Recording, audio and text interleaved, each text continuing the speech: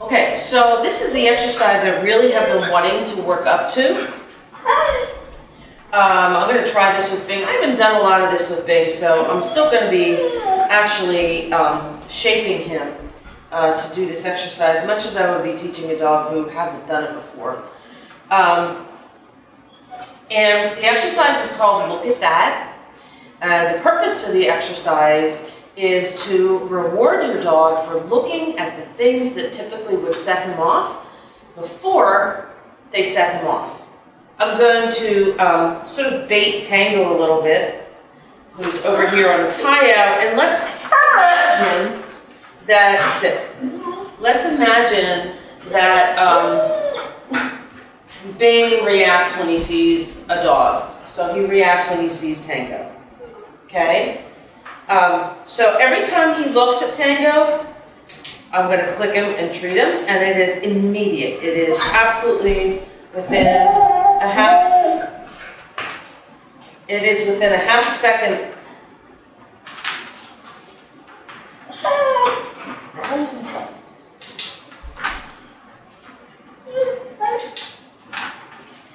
So what you see happening is every time he looks at Tango, he's getting clicked the very second he's looking at Tango.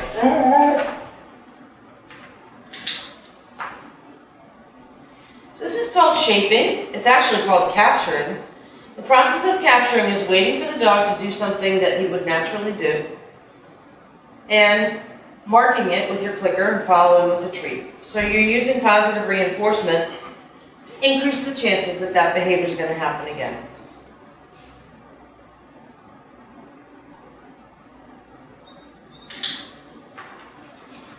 Sometimes their look is so fast that it's almost imperceptible, or they're almost only looking part of the way over towards the subject.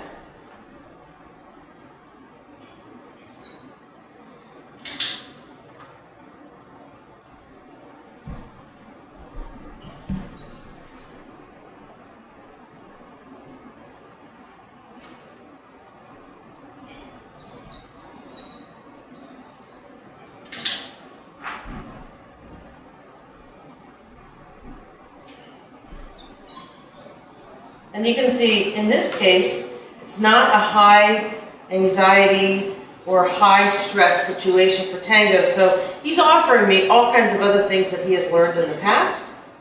And I'm not rewarding any of those. I'm just waiting for him to look over at Bing. Yes, good boy.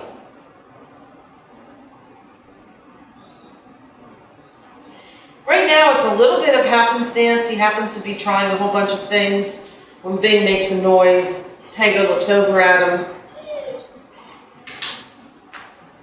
But pretty soon what will happen is he's going to start offering it. He's going to start whipping his head over in that direction. And he'll be doing it fairly consistently. He'll do it at a pretty rapid pace. And when that starts happening, you can start labeling it. Look at that.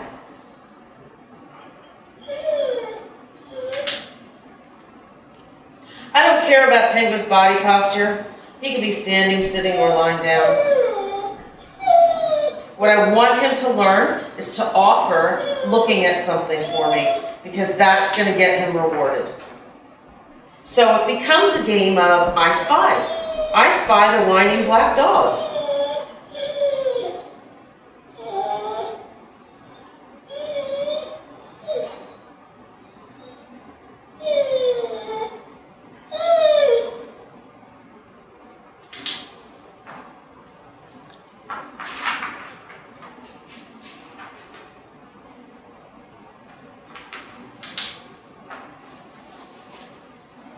So when you practice this at home, if you have another person or another animal that you can have at some distance that's not going to be begging food off you, you can do this in the house with another animal.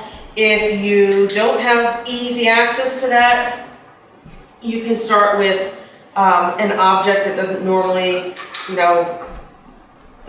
exist in your living room, on the living room carpet. You can take an object from another room and put it in there, and then bring your dog into that room on a leash And when he looks at it, you're going to click and treat him for it. So you don't need to go up to it. You just need to walk into the room and wait for the dog to notice it and start clicking and treating.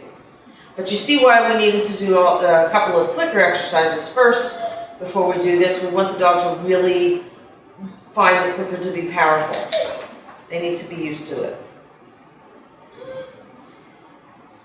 Once your dog is comfortable with this concept, oh, that was so fast I missed it. Once your dog is comfortable with this concept, you can start doing something like going out,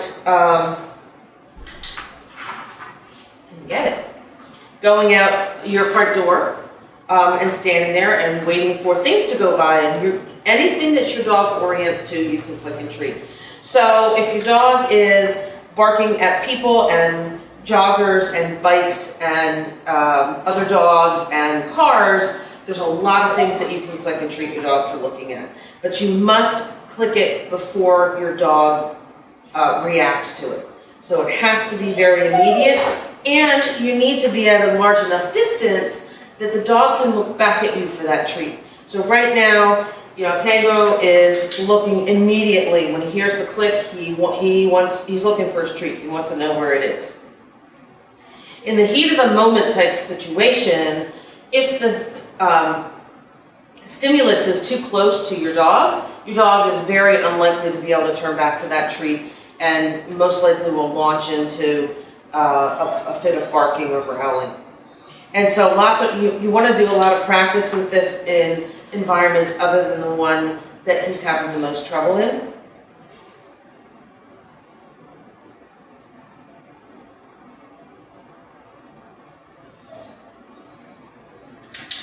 And that was so quick, he almost didn't look at Bing. So he was barely offering it, seeing how little he can get away with and still get the click for it.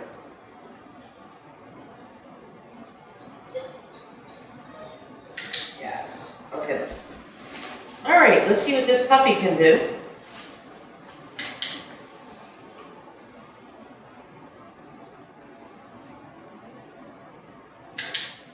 And you want to try to have your hands in a neutral position, and not have your hands with your treats, right up in front of you in, competition obedience position. Try to have your hands in a more relaxed setting, which can be difficult because you're trying to juggle a leash and a clicker and the treats. What I usually try to do is face the thing that the dog should be looking at, because that my body language says, yeah, I want you to pay attention to that. And you can tell that Pete has really been working with her on this one, because if you have been watching her frequency of looking over at the other dogs is much higher than theirs was for each other. So she has definitely had a lot more experience with this. The benefit of doing this exercise is that when we perceive things, it's a 3-step process. We see it, we process it, and then we do something about it. So when your dog sees a bicycle, the very first step is he sees it, but there's no emotional attachment to it. The second step is he's going to recognize it as a bicycle, and the third step is he's going to react to it. So see it, process it, do something about it. It's very quick. That all happens within a fraction of a second. Most of the time, by the time we get to do anything with our dogs regarding the situation, look at that. Yes. By the time we get to do anything with our dogs regarding this situation, the dog's arousal level has gone through the roof, and he's reacting and barking and growling. In this situation, you are rewarding your dog on step 1. When there's no emotional attachment, the dog is simply perceiving. Yes, I clicked while she had a leash in her mouth, but she was looking at the dogs. Yes.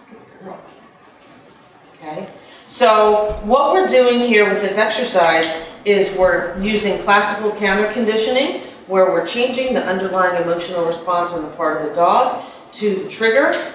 We're also using our operant conditioning, our clicker, and our treats to, you caught me there, to accomplish what we're looking to do, which is to lessen the dog's negative reaction to certain stimuli.